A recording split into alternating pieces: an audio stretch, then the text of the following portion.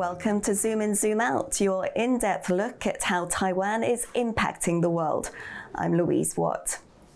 Taiwan's Vice President Lai Ching-te has announced stopovers in the U.S. on his way to attend a presidential inauguration in Paraguay. The stopovers have stoked outrage in China, which claims sovereignty over Taiwan and opposes any official contact between Taipei and the United States. But going to the US has been a rite of passage for Taiwan's presidential candidates for more than a decade.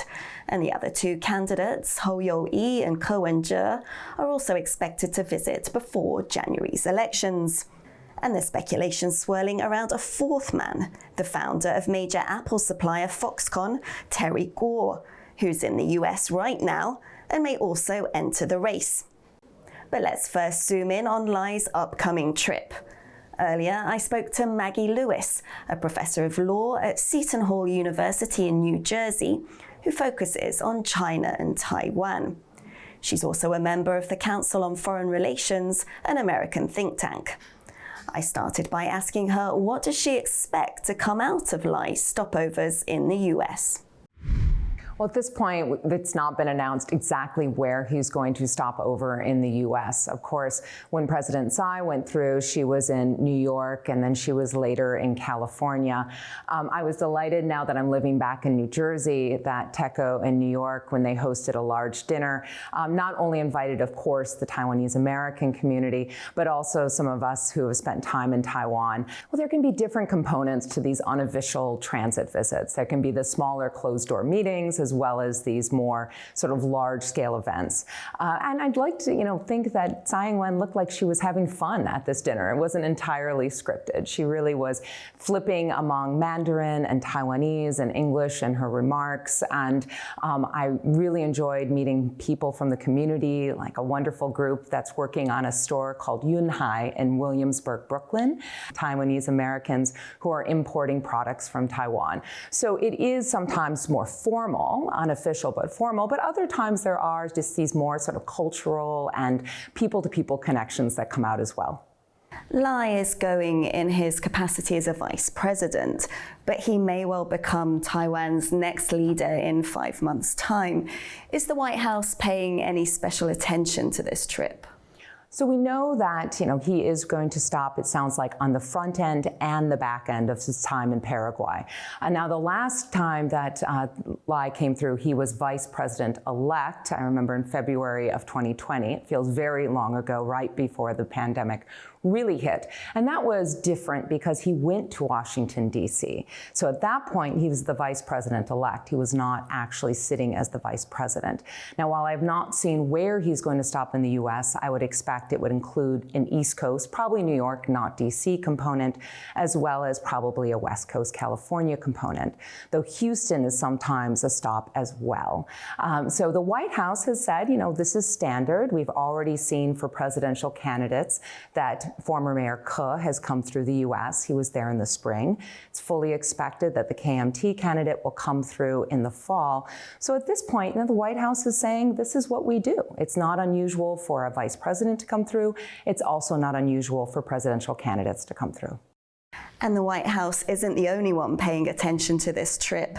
U.S. Secretary of State Antony Blinken has said of Lai's trip, there is no reason for China to use this transit as a pretext for provocative actions.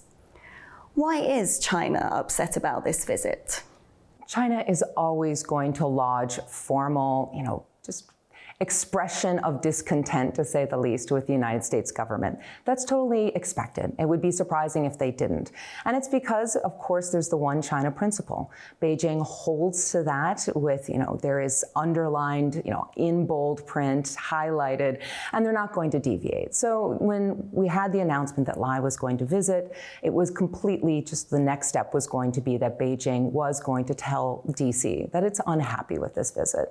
What happens next? We've seen variation in what kind of response Beijing has made when we've had various transit visits, because of course it doesn't just depend on where Lai goes, but with whom he meets. And I'm sure Beijing is watching very closely to see what happens when he's in the US.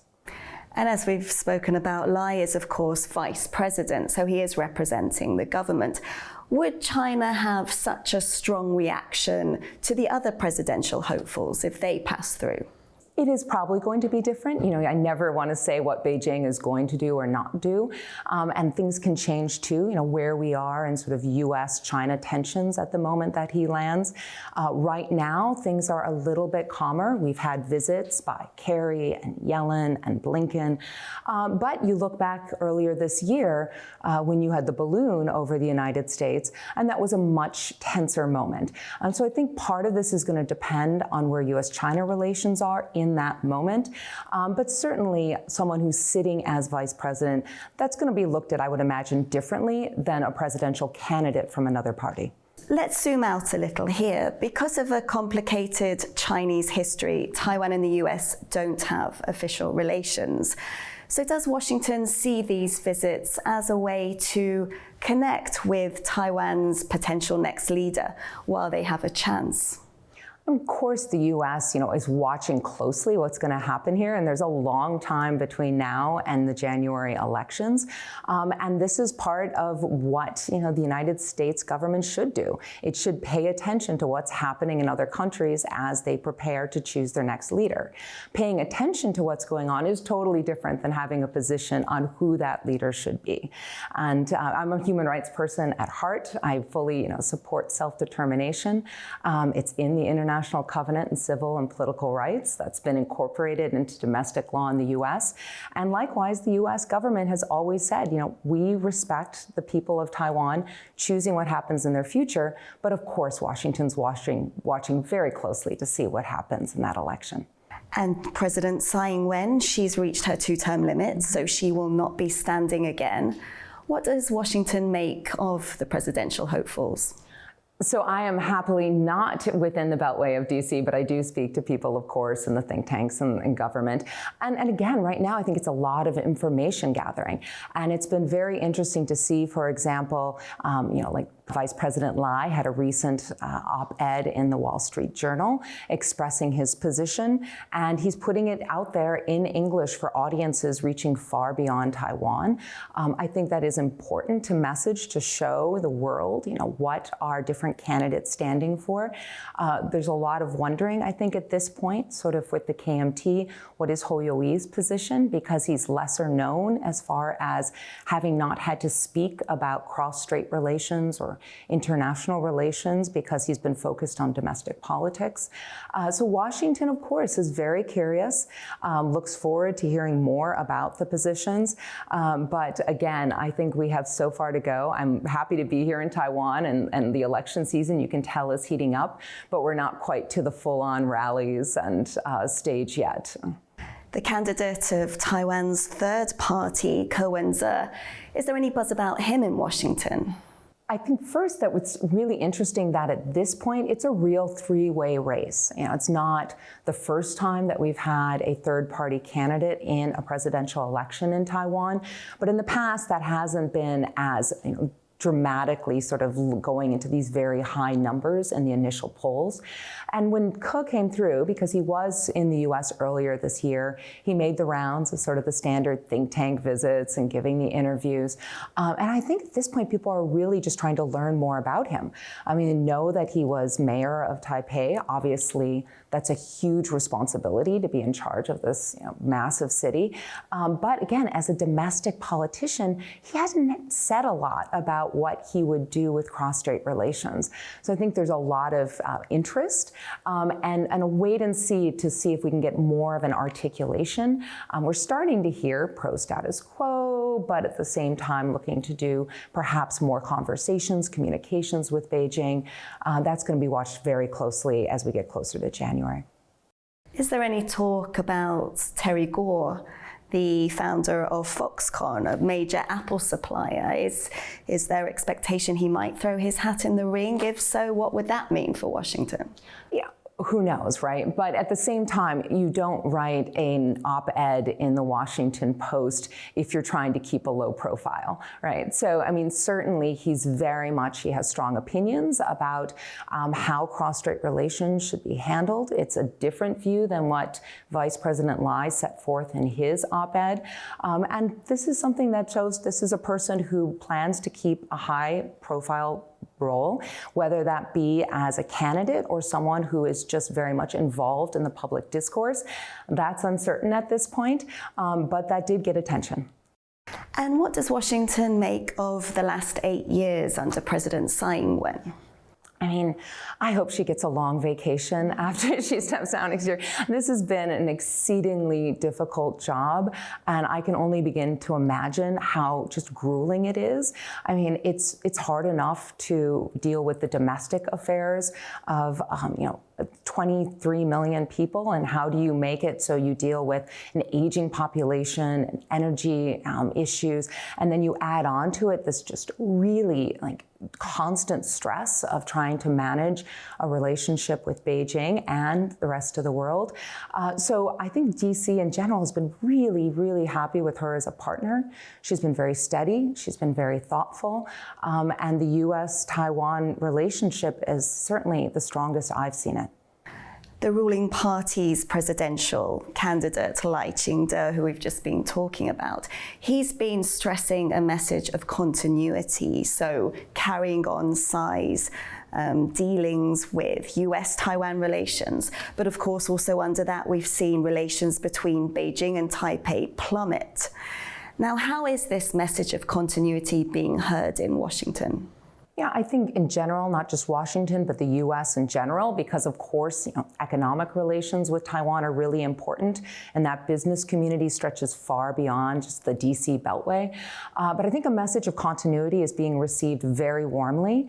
The status quo has, worked really well for decades, and I don't think anyone's looking for surprises or major changes.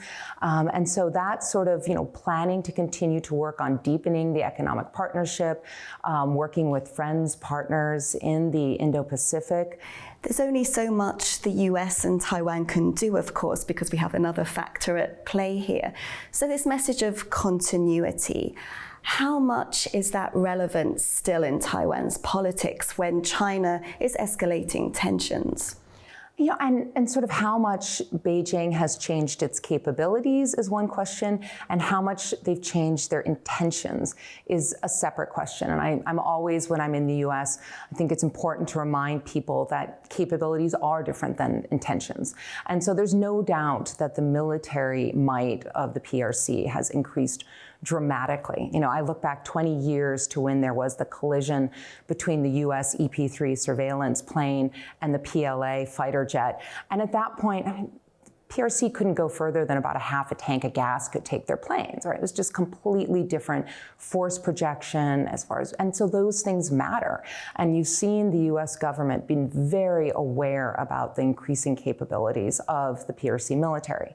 Now, what does that mean for the decisions that Xi Jinping is going to make and the leadership in general? But of course, Xi Jinping has a very consolidated leadership right now. That is much harder to tell. We have speeches by Xi Jinping. Certainly, it's very clear that the One China principle and the view of Beijing that Taiwan is a part of that One China has not wavered a bit. But we're really trying to discern to what extent is there a timeline? No, that hasn't been stated. And so I think right now, one of the goals is to make sure that we don't make assumptions that aren't backed up by data, or at least by really strong anecdotal evidence that we can start gathering. Maggie Lewis, thank you for talking to Zoom In, Zoom Out. Thank you for having me. And thank you for watching this episode of Zoom In, Zoom Out. For more from TaiwanPlus, do follow us on Facebook and Twitter. See you next time.